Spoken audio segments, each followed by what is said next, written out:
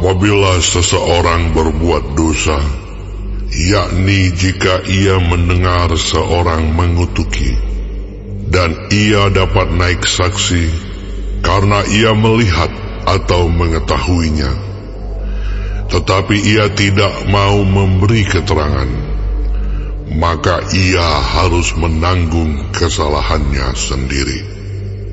Atau bila seseorang kena kepada sesuatu yang najis, baik bangkai binatang liar yang najis, atau bangkai hewan yang najis, atau bangkai binatang yang mengeriap yang najis, tanpa menyadari hal itu, maka ia menjadi najis dan bersalah.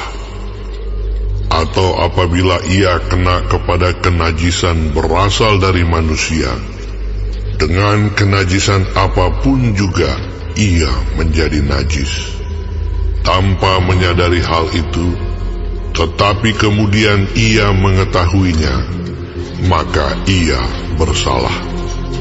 Atau apabila seseorang bersumpah teledor dengan bibirnya, hendak berbuat yang buruk atau yang baik, sumpah apapun juga yang diucapkan orang dengan teledor tanpa menyadari hal itu, tetapi kemudian ia mengetahuinya, maka ia bersalah dalam salah satu perkara itu. Jadi apabila ia bersalah dalam salah satu perkara itu, haruslah ia mengakui dosa yang telah diperbuatnya itu, dan haruslah ia mempersembahkan kepada Tuhan sebagai tebusan salah karena dosa itu seekor betina dari domba atau kambing menjadi korban penghapus dosa. Dengan demikian, imam mengadakan pendamaian bagi orang itu karena dosanya. Tetapi jikalau ia tidak mampu untuk menyediakan kambing atau domba, maka sebagai tebusan salah karena dosa yang telah diperbuatnya itu, haruslah ia mempersembahkan kepada Tuhan 2 ekor burung tekukur atau 2 ekor anak burung merpati, yang seekor menjadi korban penghapus dosa dan yang seekor lagi menjadi korban bakaran. Haruslah ia membawanya kepada imam, dan imam itu haruslah lebih dahulu mempersembahkan burung untuk korban penghapus dosa itu. Dan haruslah ia memulas kepalanya pada pangkal tengkuknya, tetapi tidak sampai terpisah. Sedikit dari darah korban penghapus dosa itu haruslah dipercikkannya ke dinding mezbah, tetapi darah selebihnya haruslah ditekan keluar pada bagian bawah mezbah. Itulah korban penghapus dosa. Yang kedua, haruslah diolahnya menjadi korban bakaran sesuai dengan peraturan.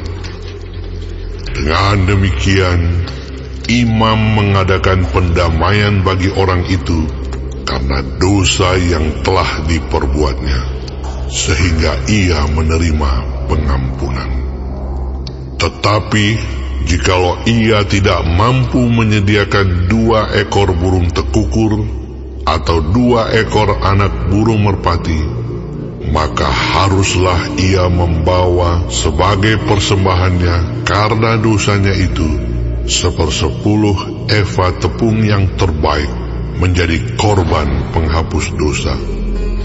Tidak boleh ditaruhnya minyak dan dibubuhnya kemenyan di atasnya, karena itulah korban penghapus dosa. Lalu haruslah itu dibawanya kepada imam, dan imam itu haruslah mengambil daripadanya segenggam sebagai bagian ingat-ingatannya, lalu membakarnya di atas mezbah di atas segala korban api-apian Tuhan. Itulah korban penghapus dosa. Dengan demikian, imam mengadakan pendamaian bagi orang itu karena dosanya dalam salah satu perkara itu, sehingga ia menerima pengampunan.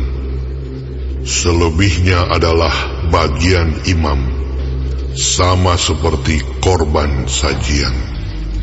Tuhan berfirman kepada Musa, apabila seseorang berubah setia dan tidak sengaja berbuat dosa dalam sesuatu hal kudus yang dipersembahkan kepada Tuhan, maka haruslah ia mempersembahkan kepada Tuhan sebagai tebusan salahnya seekor domba jantan yang tidak bercela dari kambing domba, dinilai menurut sikal perak, yakni menurut sikal kudus, menjadi korban penebus salah.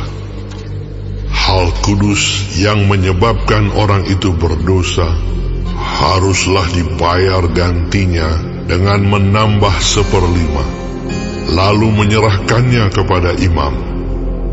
Imam harus mengadakan pendamaian bagi orang itu dengan domba jantan, korban penebus salah itu, sehingga ia menerima pengampunan. Jikalau seseorang berbuat dosa dengan melakukan salah satu hal yang dilarang Tuhan tanpa mengetahuinya, maka ia bersalah dan harus menanggung kesalahannya sendiri. Haruslah ia membawa kepada imam seekor domba jantan yang tidak bercela dari kambing domba, yang sudah dinilai sebagai korban penebus salah.